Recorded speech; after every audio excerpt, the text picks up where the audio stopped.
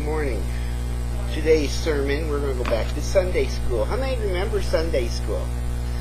What's one of the first things they taught you in Sunday school? Ten Commandments. For those of you church online, Sunday school. We're going to have one here.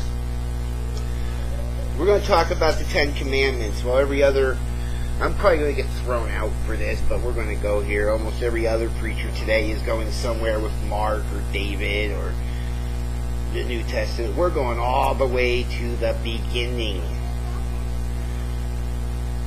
And we're going to take these one at a time, and we're going to see how the Ten Commandments fit into today's world.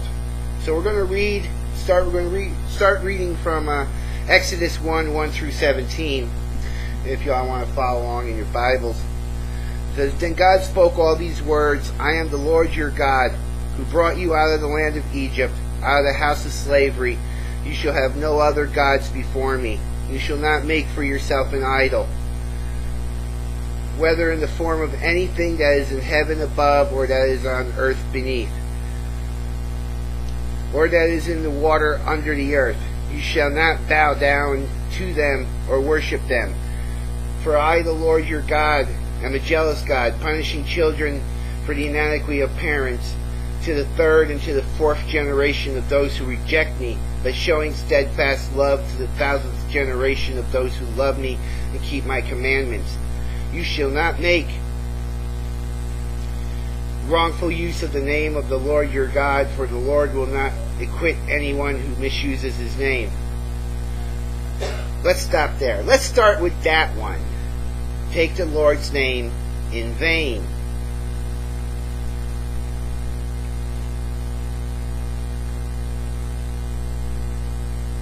We see that all the time.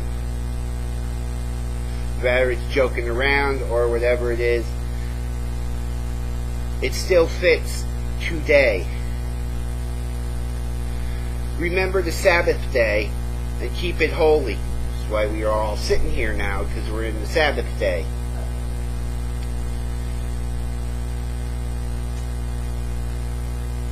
You shall not do any work, you and your son or your daughter, your male or female slave, your livestock, or your alien resident in your towns.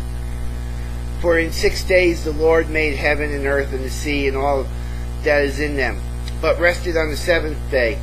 Therefore the Lord blessed the Sabbath day and consecrated it. However, honor your father and mother, so that your days may be long in the land that the Lord your God is giving you. You shall not murder. You shall not commit adultery. You shall not steal. You shall not bear false witness against your neighbor. What's that mean, church?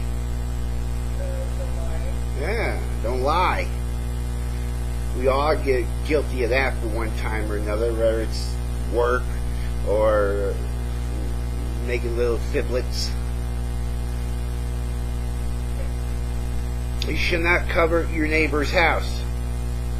Okay, Sunday school students. Anybody know what that means? Thou shalt not steal. Wrong. We have a thou shalt not steal.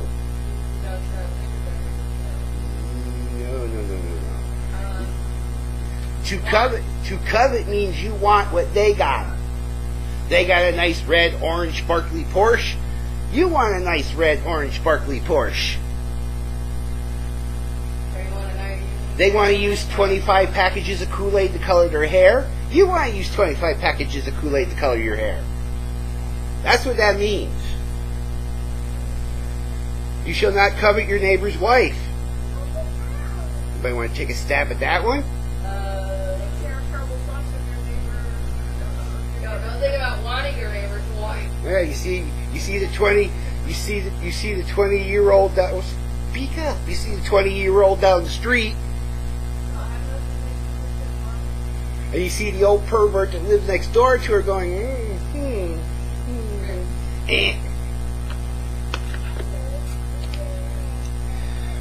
Male, female slave, or ox, or donkey, or anything that belongs to your neighbor. When all the people witnessed the thunder and lightning, the sound of the trumpet, and the and the mountains smoking. They were afraid and trembled and stood at a distance and said to Moses, "You speak to us and we will listen, but do not let God speak to us or we will die."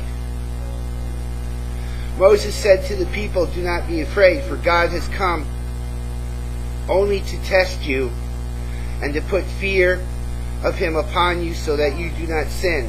Then the people stood at a distance while Moses drew near the thick darkness where God was. So let's check out some of these commandments. Let's start with, "Thou shalt not murder."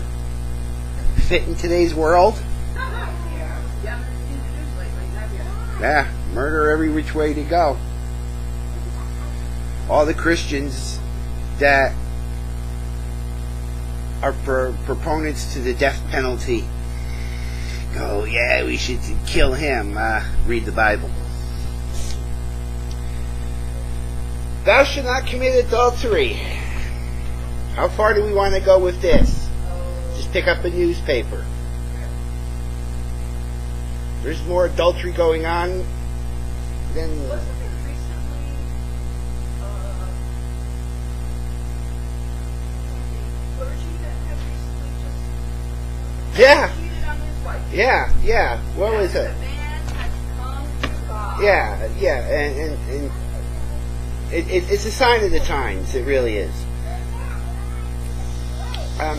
It's a sign of the times when even the clergy don't follow the commandments. The 10 Commandments are actually listed in only 2 places in the Bible, Exodus 20 and Deuteronomy 5.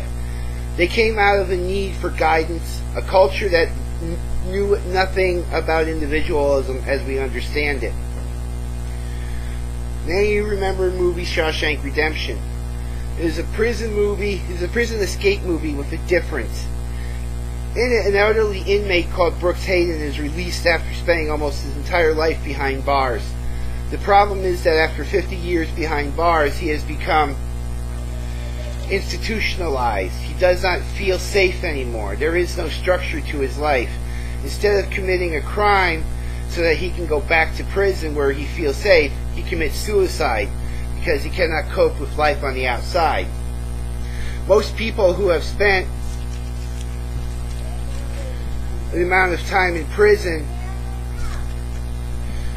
or in a highly structured environment do have a hard time adjusting, particularly because they are not accustomed to thinking for themselves or making anything but the smallest of decisions. The Hebrew people had been slaves for generations. They had been able to decide what to cook for supper or whom to marry or what to call their children. But most of life was controlled by regimented by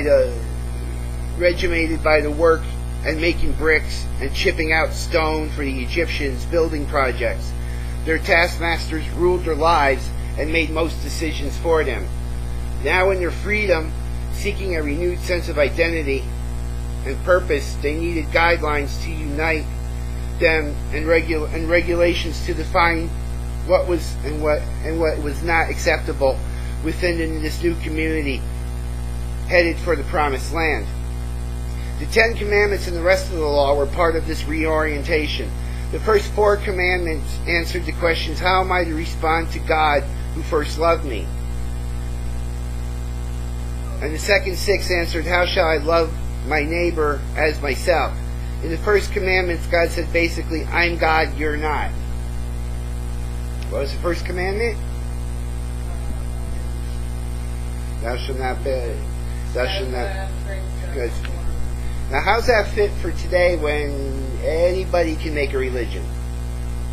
Buddhism, Muslim, Wiccan.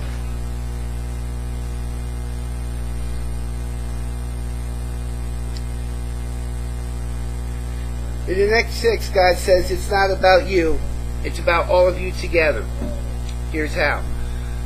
And then Jesus came and summed up the commandments even more succinctly. You shall love the Lord your God with all your heart, with all your soul, and with all your mind. This is the greatest, and the second is like it. You'll love your neighbor as yourself.